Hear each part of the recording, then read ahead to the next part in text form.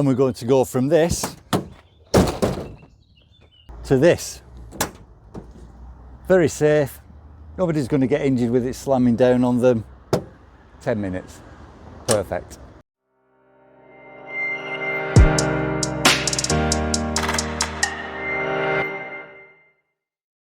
Today I'm going to show you how easy it is to replace these tail lift dampers if they're broken. And also, if you've never fitted them before, I'll put a link above and below to the video where you can see them being fitted from new. If we have a look at the right one, which we're replacing first, you can see that that's snapped off there, so we're going to replace that one. And if we come over to the other side, this one's in full working order, but unfortunately the bracket down at the bottom, if you can see, but it's bent, so we're going to replace all of it. Now, the two dampers that I've purchased to replace the old ones, I got these for a grand total of about £23, and at that price you can't afford not to do it.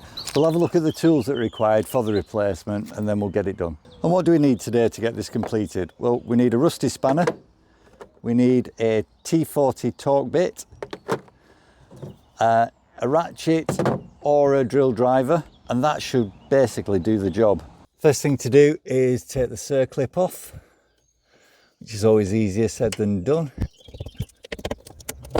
Okay, circlip off, and then this should, with a bit of manoeuvring, just come off nice and easy.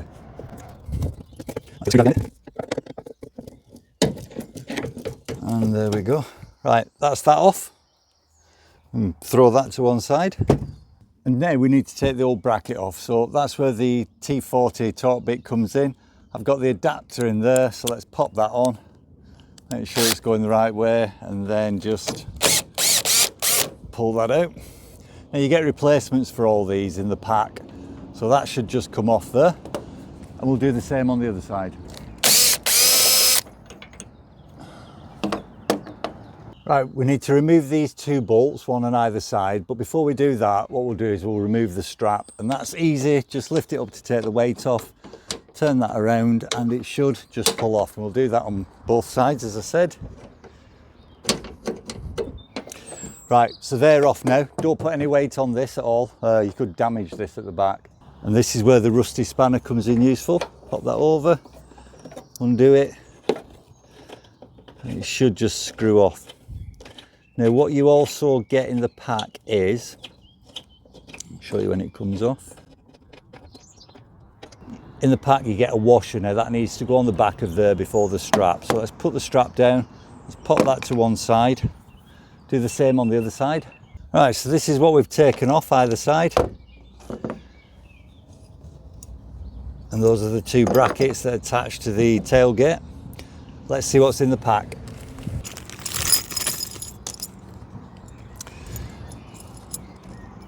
Right, so we've got the bracket replacement, we've got the replacement bolts, that's the replacement for that. We've got a cotter pin, I'll show you what that's for. There's a circlip, there's a spring. Now, I never use these, but I will tell you what they're for. And there's the washer. And then you've just got a duplicate for the other side. Right, it's extremely easy to fit. And the first thing is get the top bolt, get the strap, and it's angled, so it needs to go on with the elbow facing outwards. So that slips over there like so, and then get the washer, pop that over the back.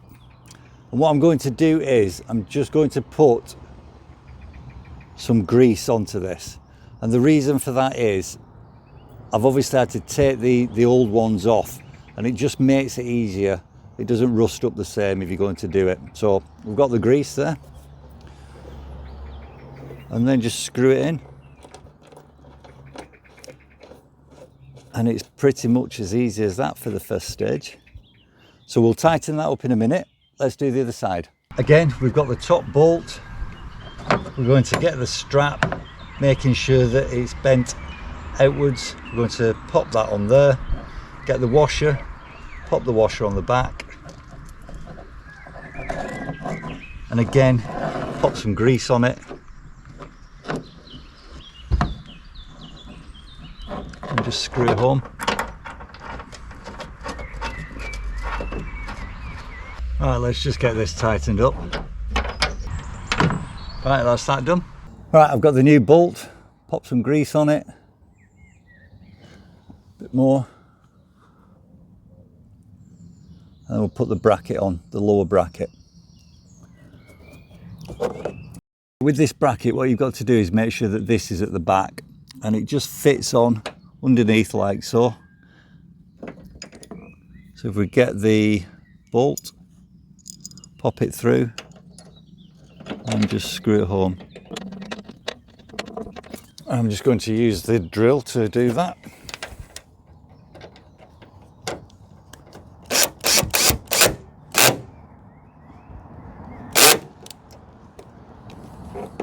That's it, nice and tight, not going anywhere. Do the same on the other side. Okay, so we're going to put the left-hand side one on, and we're going to again make sure that this is nearest to the back of the truck. I've got the grease on the bolt. Let's pop that in. And once we get it going, I'll use the driver again and tighten it up.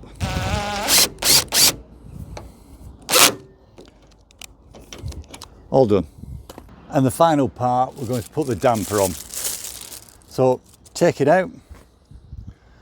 Now this goes onto there, and make sure that the angle is to the back. You simply pop that on, and it's a bit tight because of the paint that's in there. But if you pop that on, and then you get the circlip, which is somewhere. There we go. There's the circlip. We need to pop that on there so that it doesn't come off. So pop that on and push it home. Right, that's that on. So that's not going anywhere now. You don't want that slipping off. And for the bottom bit, so we need the cotter pin for that. Pop that there. This is probably the hardest bit of it, just pulling out the damper itself. And we just need to make sure it's at the length to go onto this.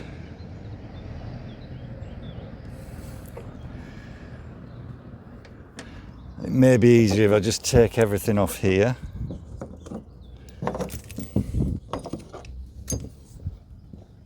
So we'll need the cotter pin.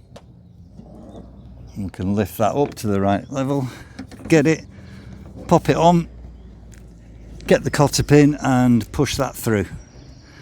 And again, that then isn't going anywhere. Right, the cotter pin's through. There we go, fixed. We'll do the other side. Right, that's that on. That's not going anywhere. Pop it onto the bracket now. So again, turn it at the right angle, lift this up, pop it on, and then the cotter pin.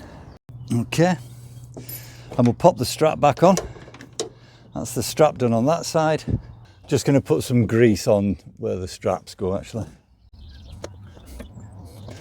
So lift the bed up, that goes on there, and we're away. All done and dusted, 10-minute job. Just before we see it in action, so the spring and this bracket, what are they for? Well, that goes on to there if I'm not mistaken, and then the spring attaches to this, and when it's going back it just pulls that back. So, but as I say, I don't use those, never have done. So let's see it in action. Easy to lift up and perfect. No child's going to get the head smashed in underneath there, so really good. Works perfectly. Job well done. And for £23 in 10 minutes work, you can't argue with that. So that's it. In summary, they took 10 minutes to replace. They cost £23. You can get more expensive ones. You can get an OEM one or a named brand, and you only need to actually use one. You don't need two like I've got. That'll probably set you back about £99, £100, something like that.